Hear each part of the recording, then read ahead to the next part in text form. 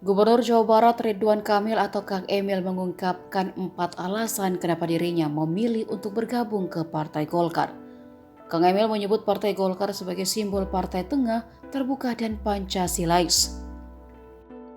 Alasan kedua, Emil menjelaskan Golkar memiliki sejarah yang panjang di mana mereka merupakan institusi yang sangat terhormat. Menurutnya, maju mundurnya Partai Golkar bergantung pada individu-individu yang ada di dalamnya. Sementara itu, alasan ketiga, Kang Emil merasa hubungan komunikasinya dengan Ketua Umum Golkar Airlangga Hartarto sangat baik sejauh ini. Dia mengaku kerap berdiskusi dengan Airlangga, baik terkait ekonomi maupun personal.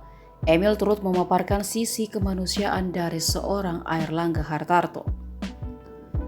Alasan keempat, kata Kang Emil, dirinya menilai Golkar konsisten sampai hari ini, selalu fokus membangun kekaryaan dan progresif.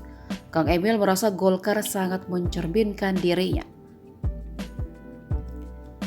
Kang Emil resmi diumumkan menjadi kader Partai Golkar. Pengumuman itu disampaikan langsung oleh Ketua Umum Partai Golkar Airlangga Hartarto.